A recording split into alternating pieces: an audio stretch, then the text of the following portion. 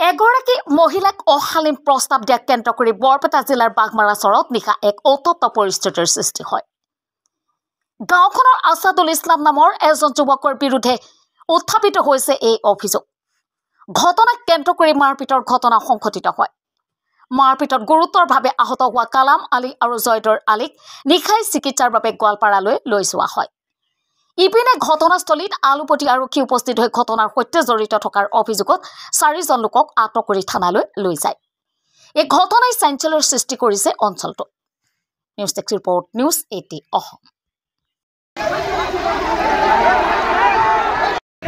আজি যেনেকুৱা আমি এটা প্ৰচেছিং কৰিছোঁ, প্ৰচেছিং কৰি আমি খানা খাই আছোঁ শ্বহীদবাৰ ঘৰত।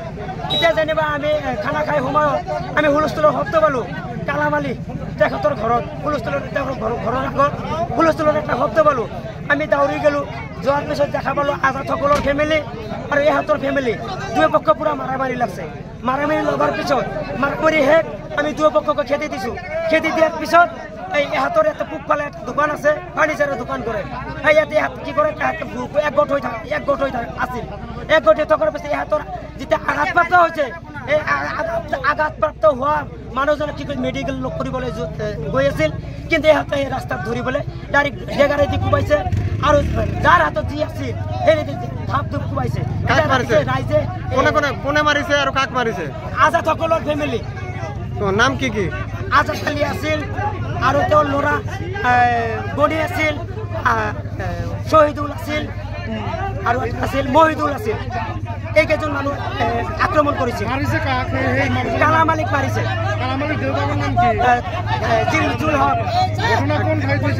ঘটনা প্ৰথমে হৈছে কালামতৰ ঘৰৰ আগত, আৰু এতিয়া হ'ল আছাদুলৰ যে ফাৰ্নিচাৰ দোকান আছে পূবফালে, এই তাতে হ'ব। 1 নং বাগমাৰা চৰ। অকলে কালাম আলীকে মাৰিছে আৰু বেলেগক মাৰিছে? এটা আহি পেলাই যেনিবা জয়দৰৰ লাগছিল, দুই কোপ লাগছিল, কিন্তু বিশেষভাৱে আঘাতপ্ৰাপ্ত হৈছে কালাম আলী যিসকল ল'ৰা। এতিয়া কি পুলিচে অহাৰ পিছতে উত্তপ্ত পৰিস্থিতি হৈছিল?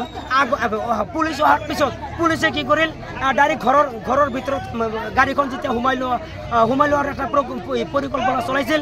তেতিয়া ৰাইজে অলপ খেপিছিল যে আমাৰ চকুৰ আগেদি খোজকাঢ়ি লৈ যাই বোলে গাড়ীত উঠাব লাগে। সেইকাৰণে অলপ পৰিস্থিতিটো অলপ বেলেগ ধৰণৰ হৈছিল। পুলিচে কাক উঠাই লৈ গ'ল? এতিয়া আজাদক লৈ গ'ল, শ্বহীদুলক লৈ গ'ল, গণিক লৈ গ'ল, মহিদুলক লৈ গ'ল, শ্বাহজাহানক লৈ গ'ল। ৰাইজৰ আমি ৰাইজৰ যিখিনি খেপছিল, ৰাইজক আমি বহুত কষ্টৰ মাধ্যমত কামাইছোঁ। এতিয়া ৰাইজৰ পৰা আমি প্ৰশাসনলৈ বিশেষভাৱে অনুৰোধ জনাইছোঁ। এখেতে এতিয়া বুলি নহয়, বিগত আগতো বহুত ধৰণৰ বিপদৰ সন্মুখীন কৰিছিল। বহুত ঘৰত যাই পেলাই তেতিয়া আমি কোনো বিচাৰ আচাৰ পোৱা নাই। এতিয়া আমি প্ৰশাসনৰ ওচৰত ন্যায় নিশ্চয় বিচাৰটো আমি বিচাৰোঁ। আমি এইখিনি আমাৰ